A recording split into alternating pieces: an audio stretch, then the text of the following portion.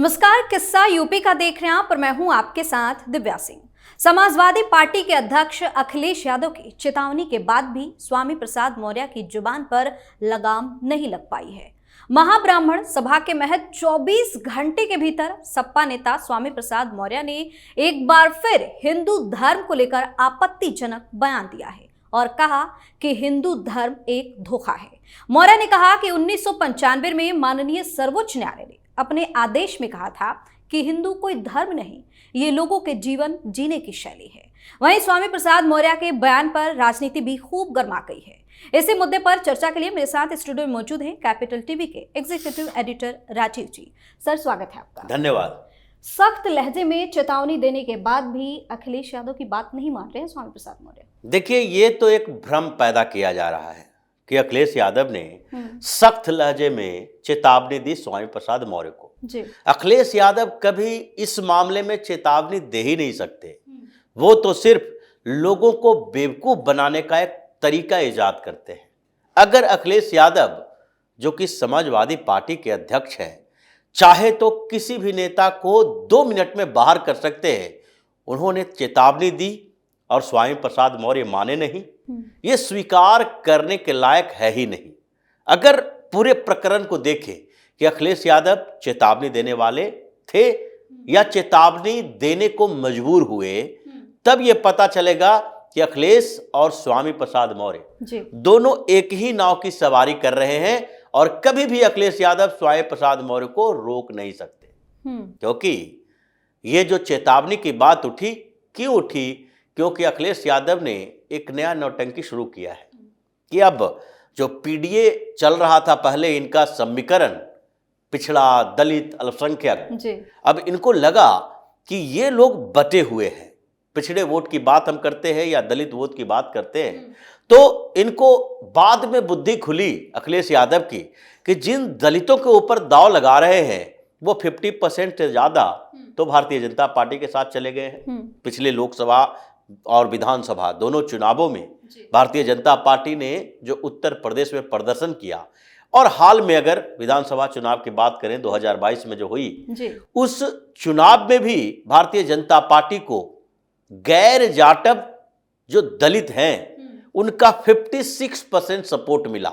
ये सर्वे बता रहे हैं, और ये सर्वे कोई भारतीय जनता पार्टी समर्थक एजेंसी की नहीं है, ये उन एजेंसियों की है जो मोदी और भारतीय जनता पार्टी के विरोध में ही सारा काम करते हैं। CSDS का सर्वे, इन लोगों ने कास्ट आधार पर किस तरीके से किसके पक्ष में कितनी वोटिंग हुई है उसका सर्वे करवाया चुनाव के बाद, और ये चुनाव के बाद ये नतीजे सामने आए थे जिसमें कहा गया कि दलितों की जहां तक बात है, ये उत्तर प्रदेश में तो कम से कम 56% दलितों ने भारतीय जनता पार्टी को वोट दिया।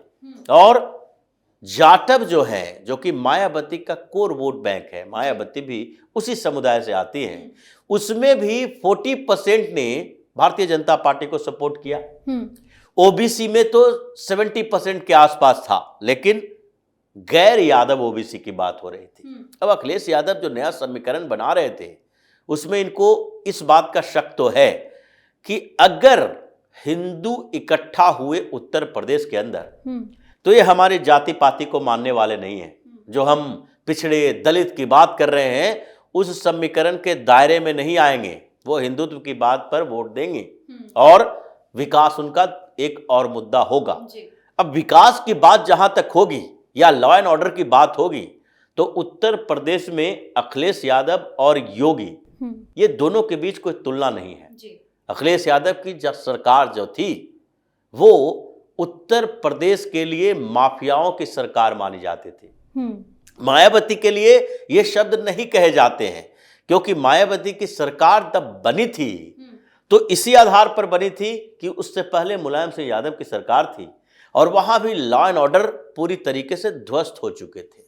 ये जो मायावती की जीत हुई थी और जो कहा गया ये सोशल इंजीनियरिंग, नई सोशल इंजीनियरिंग, जिसमें दलित के साथ ब्राह्मण भी शामिल हुए और दलित ब्राह्मण का समीकरण मायावती ने स्टार्ट किया। वहाँ पर सतीश चंद्र मिश्रा को बोला जाता था कि ये न्यू सोशल इंजीनियरिंग जो तैयार हुआ है मायावती का, उसमें उनकी बड़ी भूमिका थी। तो ब्राह्मणों की बात इसलिए की जाती है उत्तर प्रदेश में क्योंकि उनका पॉपुलेशन ठीक ठाक है। लेकिन साथ ही मायावती की सरकार में सिर्फ ब्राह्मणों की बात नहीं थी, बल्कि अपर कास्ट की बात थी। ये लोग उससे पहले दलितों की जो राजनीति करते थे, मायावती भी जो करती रही है, उसमें बार बार ये कहती थी तिलक तराजू और तलवार, इनको मारो जूते तार। ये सब जो नारे दिए गए थे उत्तर प्रदेश से बिहार तक, जैसे बिहार में लालू यादव बोला करते थे भूरा बाल साफ करो, अगड़ों को यानी कि अपर कास्ट को पूरी तरीके से रिजेक्ट कर दो, क्योंकि उस दौर में ये चल रहा था मंडल कमीशन के बाद से पिछड़ा और दलित का एक मामला, जिसमें इन लोगों ने उसका शोषण किया, यानी कि इमोशन क्रिएट किया गया और इमोशनल एक्सप्लॉयटेशन किया गया इन लोगों का। इस तरह से उनकी संवेदनाओं के साथ, भावनाओं के साथ खिलवाड़ किया गया। मायावती को सपोर्ट सब लोगों ने इसलिए किया क्योंकि मुलायम सिंह यादव की सरकार भी माफियाओं की सरकार थी। अखिलेश यादव की सरकार फिर से माफियाओं की सरकार हुई, लेकिन उस समय लोगों के पास विकल्प दो ही थे। भारतीय जनता पार्टी बीच में गायब हो गई थी। उत्तर प्रदेश में भाजपा का बड़ा आधार नहीं रहा था कल्याण सिंह के बाद से, और कांग्रेस से लोग क्षुब्ध थे। तो इसलिए रीजनल पार्टी यानी कि एक तरफ सपा, दूसरी तरफ बसपा। अब सपा के बदले बसपा ज्यादा पसंद की गई क्योंकि दो ही ऑप्शन है, तो उसमें से यह देखा जाता है कि दोनों में से बेहतर कौन है। ऐसा नहीं देखा जाएगा कि दोनों के दोनों उसी तरीके से है तो हम नोटा पर वोटिंग नहीं कर सकते, फिर भी किसी न किसी की जीत होगी। तो इसलिए अखिलेश यादव और योगी के बीच, मायावती के बीच कोई तुलना नहीं है।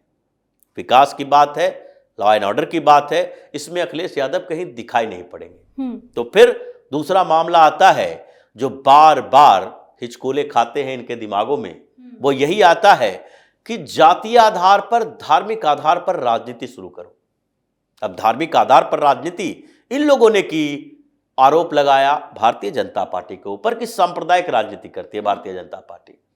भारतीय जनता पार्टी ने हिंदुत्व की बात की है और वो शुरुआती दौर से करती रही है, जबकि इसका नाम जनसंघ था उस समय से भी, जबकि इन लोगों के नेता कभी हिंदू महासभा में हुआ करते थे उस समय से भी।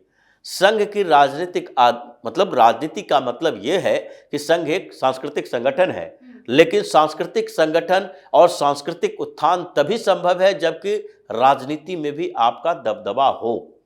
यहाँ के मुसलमानों का जो इतनी उनको छूट मिली है और इस तरीके से सारे संसाधनों पर उनका पहला अधिकार की बात की जाती है, इसलिए क्योंकि पॉलिटिकली वो लोग संगठित हैं, मुसलमानों का वोट इकट्ठा जाता है।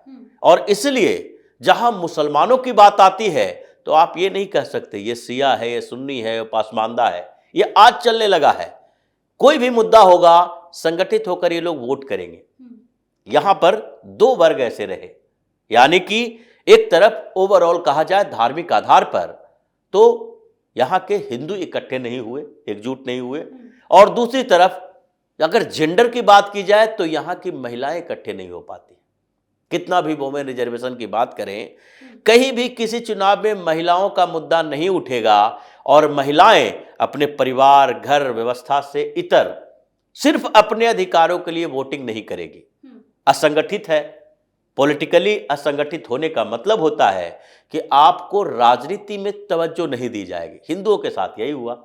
अखिलेश यादव, मुलायम सिंह यादव, मायावती या नीतीश कुमार, लालू यादव, जितने जो ये सारे के सारे क्षेत्रीय पार्टियों के नेता हैं, चाहे इन लोगों ने ओबीसी की राजनीति की या दलितों की राजनीति की। रामविलास पासवान जैसे नेता आए, दलितों की राजनीति करते रहे, मायावती आई, दलितों की राजनीति करती रही। अब इन लोगों का आधार बिखर गया जब 2014 के बाद से हिंदू धीरे धीरे इकट्ठा होने लगे।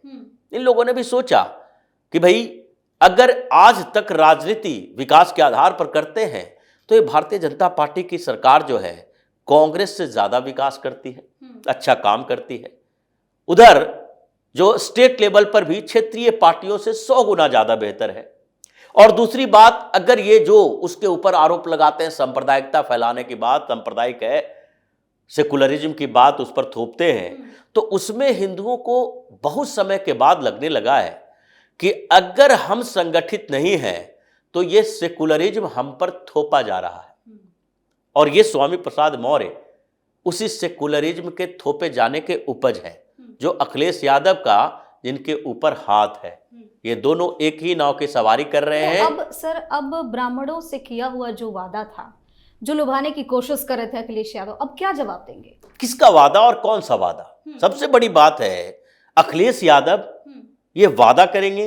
लालू यादव, अखिलेश यादव, नीतीश कुमार, राहुल गांधी, ये वादा करने वाले लोग हैं और जिनकी बातों को 2 घंटे के अंदर अगर दोहराने के लिए कहा जाए तो वो खुद नहीं दोहरा पाएंगे। ये इनकी वादों का तो कोई मतलब ही नहीं होता है। दिखाने के दांत हैं, ब्राह्मण सम्मेलन करवा लिए, सोचते हैं 1-2% लोग हमारे साथ आए। क्यों आए? क्योंकि कुछ ब्राह्मण लीडर को हम तोड़ लें। ये जो राजनीति में जातीय आधार पर इन लोगों ने हिंदुओं को बांटा, ये सामान्य लोगों के लिए नहीं बांटा, बल्कि इनको लगता है कि उस वर्ग के कुछ बड़े नेताओं को ले आएंगे, उनके पीछे पीछे कुछ लोग जाएंगे। और जो बड़े नेता हैं इन लोगों के साथ, वो वैचारिक स्तर पर इन लोगों के साथ हैं, ये सोचना भी बड़ा मुश्किल लगता है। स्वामी प्रसाद मौर्य को लेकर अब मांग की जा रही है कि बुलडोजर एक्शन हो इन पे, बहुत जरूरी हो गया है। Bulldozer action? स्वामी प्रसाद मौर्य को तो घर में ही कैद कर दिया जाना चाहिए। इसके ऊपर कई मामले चल रहे हैं और पता नहीं, योगी की सरकार कभी कभी दबाव में आ जाती है या फिर पुलिस दबाव में रहती है कि बड़े बड़े नेता हैं, इनके ऊपर एक्शन कैसे लिया जा सकता है। योगी जी तो बार बार बोलते हैं न्याय की प्रक्रिया जैसी है वैसे चलाओ। दिल्ली या अगर देखा जाए तो हाई कोर्ट ने स्वामी प्रसाद मौर्य के मामले पर अपनी प्रतिक्रिया दी, फैसला दिया कि हम माफ नहीं कर सकते। इलाहाबाद हाई कोर्ट में पिछली बार जब इनके रामचरितमानस विवाद पर मामला गया था, ये राहत लेने के लिए गए, तो उस समय भी हाई कोर्ट ने कहा कि आप रामचरितमानस का अपमान करके समझ लीजिए आप सांप्रदायिकता फैला रहे हैं, दंगा फैलाने की साजिश का आरोप आपके ऊपर लगना चाहिए, यूएपीए के तहत इसे गिरफ्तार किया जाना चाहिए और जेल के अंदर डालो। क्योंकि जब तक ऐसे तत्व रहेंगे जो हिंदुओं के लिए कहा जा सकता है कि जयचंद हैं, ये मीर जाफर जैसे लोग हैं, कि हिंदू बने रहना इनके लिए मुश्किल होता है। अगर ये मुसलमान होते, क्रिश्चियन होते, कोई दिक्कत नहीं थी। हिंदू होकर हिंदुओं का खिलाफ बात बोलता है, इसलिए बोल पाता है क्योंकि हिंदू इनको कोई वैसी सजा नहीं दे पाते जैसा कि मुसलमान दे देता। इस्लाम के बारे में अगर औकात है तो यही बात कहें। ये सुप्रीम कोर्ट का हवाला दे रहे हैं। सुप्रीम कोर्ट ने क्या कहा था? सुप्रीम कोर्ट ने कहा था कि हिंदू एक जीवन शैली है, इसे स्वीकार करना चाहिए। ये कौन कह रहा है कि हिंदुइज्म एक जीवन शैली नहीं है? और स्वामी प्रसाद मौर्य अगर बेअक्ल नहीं है तो उसे समझना चाहिए कि कोई भी धर्म जीवन शैली ही होता है और उस जीवन शैली में एक आध्यात्मिक पुट होता है, इसलिए वो धर्म बताया जाता है। इस्लाम क्या जीवन शैली नहीं है? वहां खाने पीने, रहने सहने, उठने बैठने, कपड़ा पहनने, शरीर के वेशभूषा तक, दाढ़ी रखने, टोपी पहनने, ये जीवन शैली नहीं है? उसके खाने पीने का आधार जीवन शैली नहीं है? उसमें एक आध्यात्मिक पुट होता है, आध्यात्म जोड़ा जाता है, सुपर पावर ईश्वर की बात होती है, तो उसके बाद इस जीवन शैली के साथ उसे जोड़ने पर धर्म कहा जाता है। बीजेपी कह रही है कि कोई भी चाहे तो हिंदुत्व को कभी मिटा नहीं सकता है। ये भारतीय जनता पार्टी कहे या न कहे, ये हम किसी पार्टी की बात नहीं कर रहे, हिंदुत्व की बात करते हुए भारतीय जनता पार्टी के बयान या किसी और नेता के बयान की बात पर हिंदुओं को यहां इकट्ठा नहीं होना चाहिए। ये देश सनातन धर्म का है और हजारों सालों की हमारी जीवन शैली, आध्यात्मिक जीवन और आधार रहा है। इसे कोई भी पार्टी मिटाने की कोशिश करेगी तो वो खुद मिट जाएगी, यहां मिटने वाला नहीं है। बहुत सारे झंझावात आर्यावर्त से लेके भारतवर्ष से लेके हिंदुस्तान तक में झेल चुका है। ये हजारों सालों से यवन आए, शक आए, कुषाण आए, मुस्लिम आए, क्रिश्चियन आए, सब लोगों को हमने देख लिया और यही परंपरा बनी रही है, आगे भी बनी रहेगी। लेकिन अभी ये अखिलेश यादव और स्वामी प्रसाद मौर्य जैसे लोगों के निपटने की जरूरत है। इसे पूरी तरीके से सबक सिखाओ, इसे जेल के अंदर भेजो, इसका घर तक खत्म कर दो, तभी पता चलेगा कि अब पहले की व्यवस्थाएं नहीं है। अगर नहीं कर पाते हैं तो फिर सवाल तो किसी भी सरकार पर उठ सकता है। जी, बहुत बहुत धन्यवाद सर तमाम जानकारी। धन्यवाद। तो अखिलेश यादव पहले भी पार्टी नेताओं को जाति और धर्म को लेकर किसी भी तरह के टिप्पणी से बचने की हिदायत देते रहते हैं, लेकिन स्वामी प्रसाद मौर्य पर इसका कोई असर देखने को नहीं मिल रहा। अब देखना होगा कि अखिलेश यादव महाब्राह्मण सभा में किया हुआ अपना वादा कैसे निभाते हैं। किस्सा यूपी का में फिलहाल के लिए इतना ही। अगर आपने अभी तक हमारे चैनल को सब्सक्राइब नहीं किया है तो सब्सक्राइब कर लीजिए, हमारे वीडियो को लाइक कीजिए, शेयर कीजिए, साथ ही हमें कमेंट करके जरूर बताइए कि आपको हमारी खबर कैसी लगी।